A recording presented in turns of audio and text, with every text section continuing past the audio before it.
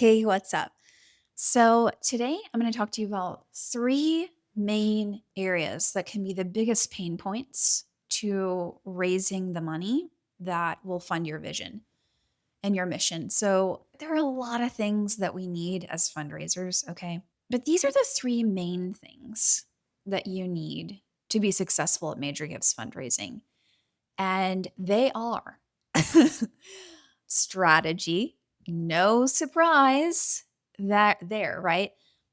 You need the right strategy for your organization, for your culture, for your team, for your nonprofit, for your goals, your strategic plan, the vision of impact, and how you want to get there.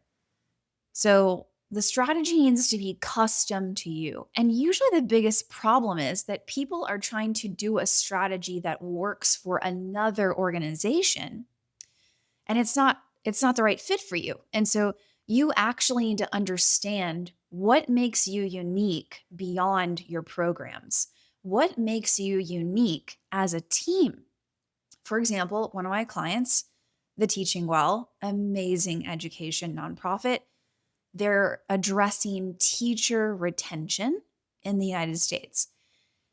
And they are competitive in terms of salary and compensation, and they are all about sustainability as a practice, and they embody this. This is deeply rare. They invest in themselves, they invest in their team and in their growth and training and development. But I mean, obviously, they work with me, right? But they also, the executive director, Lindsay Fuller, just went on sabbatical. There are certain strategies that just are not going to fit within that type of culture that values sustainability. For example, having an events heavy strategy would not be a good fit for them. Why? Because events are not usually sustainable. They're not done well. They burn staff out and they hardly raise any money. It's it's possible for events to have a high ROI. It is rare. It is not probable. And so you have to have a lot of conditions at play if you want to be events heavy. Like if you want to do several events throughout the year and you're using a big part of your budget to foot the bill for those events, that would not be a good strategy for the Teaching Well. For example, as a result of their culture, their team, how they want to grow, and their model. Now, for some of you, that might be a really good strategy to do a lot of events.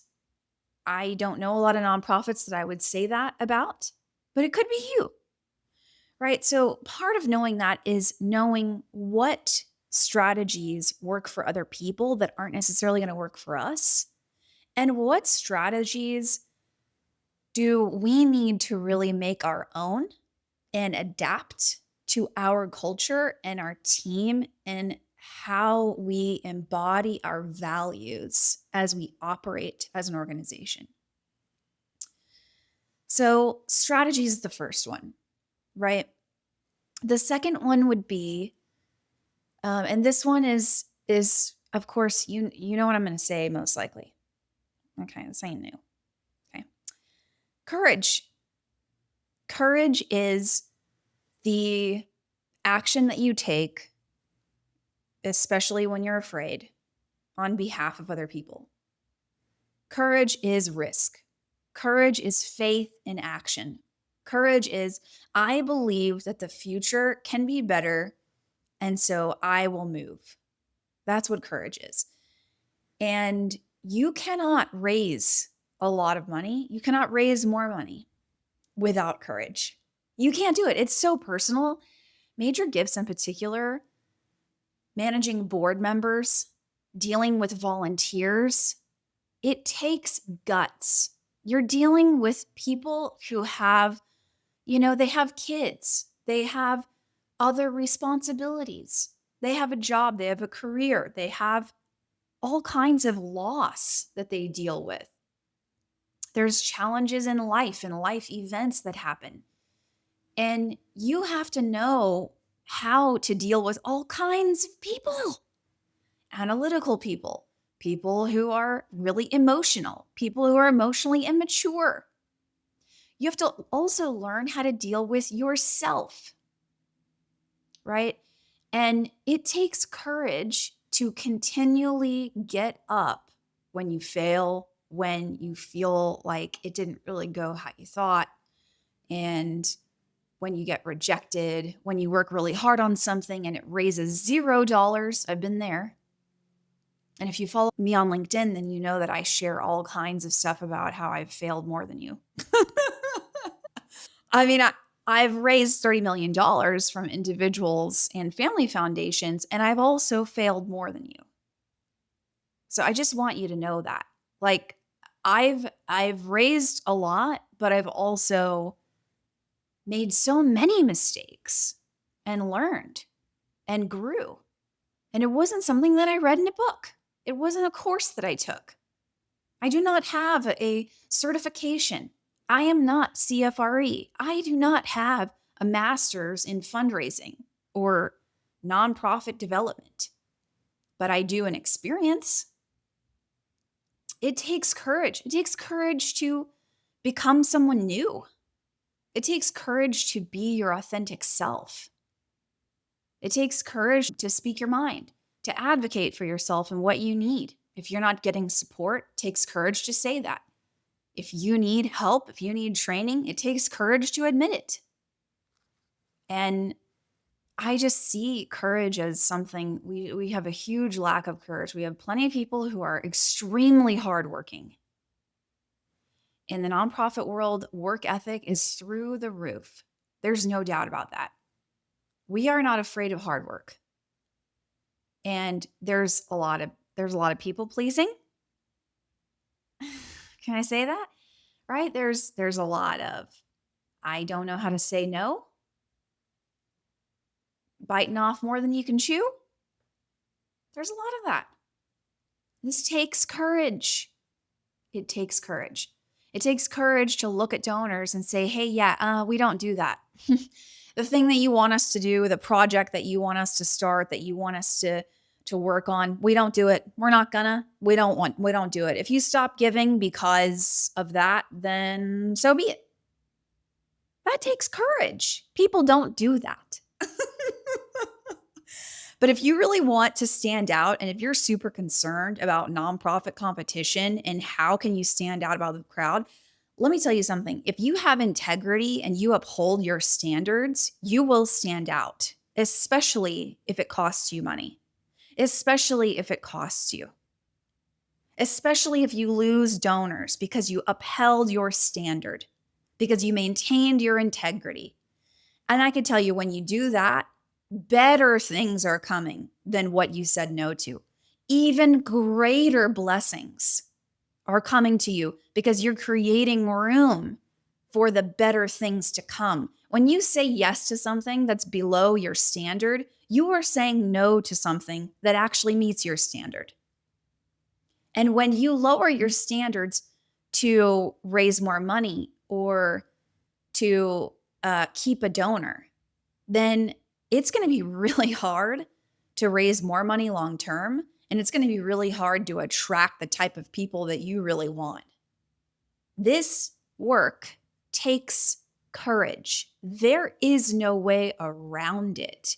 If you are a nonprofit CEO or executive director or VP of development or development director, and you're listening to this, you know that your personal level of courage really impacts how much your organization is going to grow.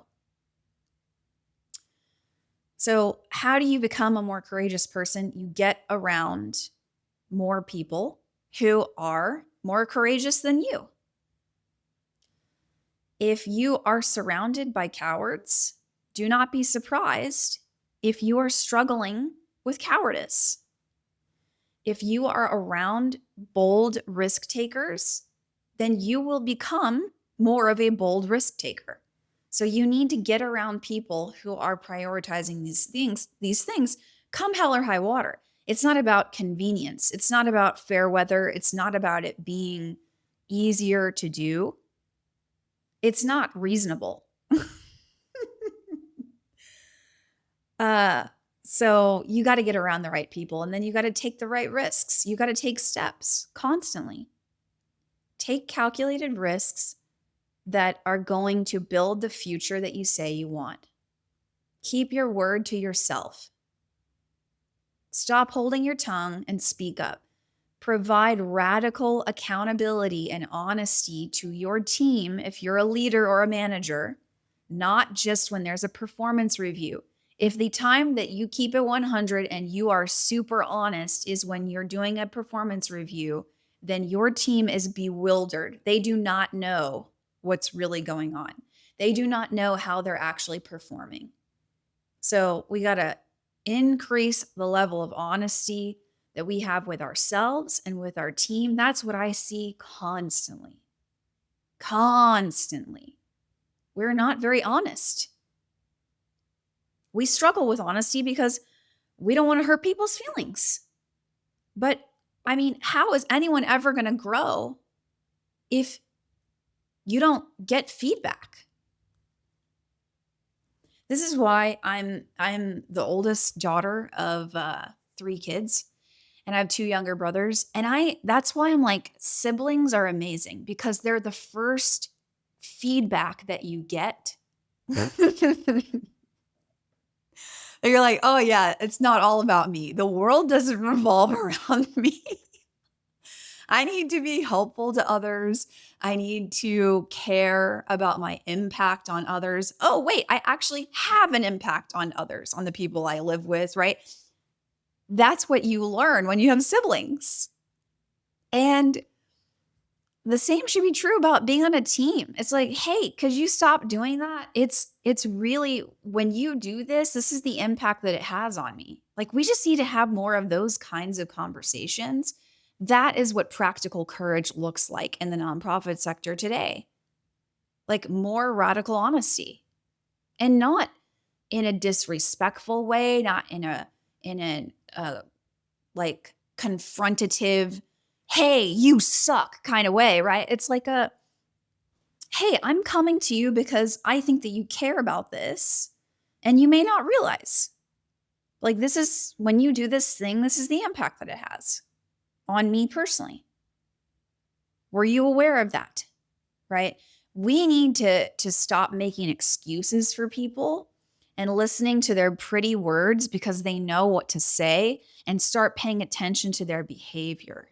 I could do a whole other thing on accountability, but I digress.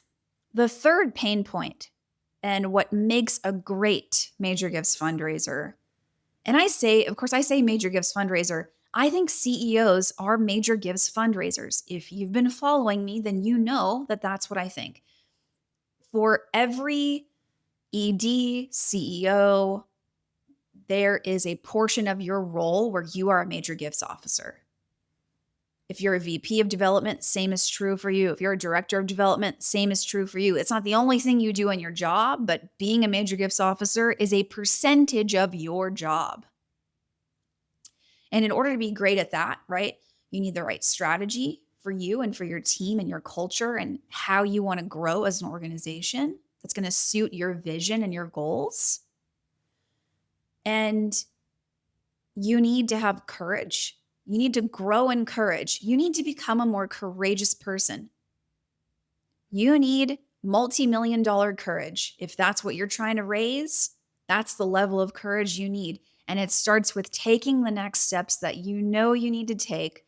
And the reason you aren't doing it is because you're forcing yourself to do it alone. How about you give yourself permission to do it in community with people? And the third is, and this one, in the past, okay, so I've changed it a little bit. In the past, I have said relationships, and that is true, but it doesn't quite capture it, okay? So what it actually is emotional intelligence, EQ. This is since I've really become a student of emotional intelligence and been studying it. I'll show you. I read Emotional Intelligence 2.0. Have it on my desk right here because I'm reading it again. And I think this is, I would say, definitely top three, obviously, but the number one indicator of whether you will be successful as a fundraiser is your EQ. And this is it's four different things. Okay. So it's your self awareness. Do you know your true self and your own emotions? How you handle stress, how you react to stress. Do you know yourself really, how you really are? It's self management. So, can you manage your emotions so that you're productive when it gets hard, when you are under stress, when you're dealing with an emotionally immature person? What does your self management look like? Right. And I think like the young people, Gen Z nowadays are like, call it a crash out. Do you have a crash out when, things aren't going your way? You made a huge mistake. And so you freak out. I don't even know if I said that right. You crash out, not have a crash out. Anyways, yes, I'm all caught up on Love Island. That is indeed a guilty pleasure. Yes, it is. Okay. So the first two quadrants are self awareness and then self management. And then the next two quadrants are about others, right? So it's social awareness. Can you accurately read what is going on inside of the person across from you? And it's even more difficult, right, when it's distinct from the experience that you're having within you. Can you differentiate between your own emotions and the person across from you, their emotions? If you're having a different experience, can you understand and accurately read their emotions? A lot of people struggle with this because they think so lowly of themselves that they project that onto their donors, when actually their donors are all in. Their donors are super pleased and proud. I've seen that over and over again. And I can read it accurately just by listening one time. I'm like, hey, this donor actually, you're leaving a lot of money on the table because they're all in with you and you're misreading it. You think you have more relationship building work to do and you don't. And they're like, oh, huh. And then they raise a six-figure gift over and over and over and over and over and over and over and over again. So social awareness. Then it's social management, relationship management. And this is usually the most challenging one for everybody. How can you manage yourself and reacting to other people and their emotions? So, can you maintain healthy relationships and do it in a way that you're true to yourself, but you're also responsive to what's going on inside the other person? So, it's all about healthy relationships and being able to manage yourself well and to build strong, healthy relationships with others. And you first need to know yourself and you need to know and be able to read other people. Now, that is so useful in all of life, right? Reading that book and going through it is going to make all of your relationships better. It's going to improve your entire life. It's also going to make you a savvier fundraiser. And I can't tell you how many people are going through awkward, painful donor situations, challenges with board members because they need to work on their emotional intelligence. I know that maybe it hurts your ego a little bit. I get it. I've been there. I've had people tell me, like, hey, you need to work on your EQ. And I honestly didn't take it very seriously at the time. I wish I had. Um, but I am working on it now. And it's something that I've definitely gotten way better over the years at understanding myself and how I am in stress, and understanding what my strengths are and my weaknesses, understanding how to manage myself, self regulation, and understanding what's happening inside of other people. That's one of my strengths. And so that's part of the value add that I can bring with clients, is help them to get a better read on what's happening with their funders, donors, and board members. This may be a huge pain point for you because you might be in awkward situations. You might have awkward phone calls, conversations, board meetings, and you're like, it didn't feel good. It felt awkward, but I just don't know how to fix it. Like, I don't know what to do, how to make it not awkward. Right? And that's what emotional intelligence is all about. It's helping you to build the skills so that you can move out of and even prevent awkwardness and build stronger relationships where things can go a bit smoother and you feel more in control. You understand what's going on. There's no confusion. This is massive because so many different people on your team might look at a major donor, might look at a board member, a certain situation, and think, oh, this is what's really happening. But when you raise your EQ, folks with a strong EQ really know what's going on. They have wisdom. And they can say, hey, actually, I don't think that's the case. I think that this donor, this is actually where they're at. This is what they're thinking. This is what they're struggling with. This is what they love. I think they're all in, or I think they still have a lot of questions. They're not ready for a larger ask. Having a high EQ gives you the ability to understand what's really going on, what's being said beneath what's being said, and read the moment accurately. It is endlessly useful. And that is something that I'm going to be focusing on with clients more, is investing in our EQ, because it's so important with these really high level relationships that we've put a lot of time, money, effort, and thought into building. So it makes sense that we would invest in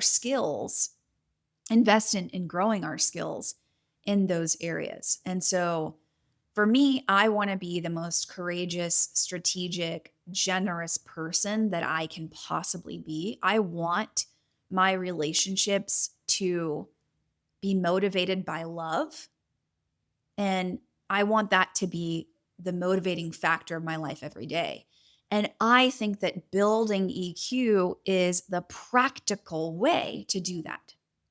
And this book is fantastic because it gives you so many tactical things, like action steps. Like, what does it look like? They give you real examples. And how do you do this? What are the 15 strategies for building social awareness, for example?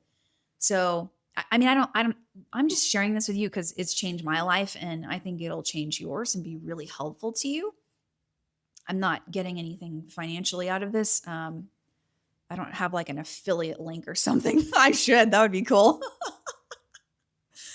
um, yeah. So those are the top 3: strategy, courage, and EQ. If you love this episode, let me know. If you're watching on YouTube, what's up? Comment and say hi, and share how fundraising is going for you. I'd love to hear from you. Feel free to connect with me on LinkedIn if you're a listener and you've never reached out. I would love to hear from you. So thanks so much for listening, and until next time.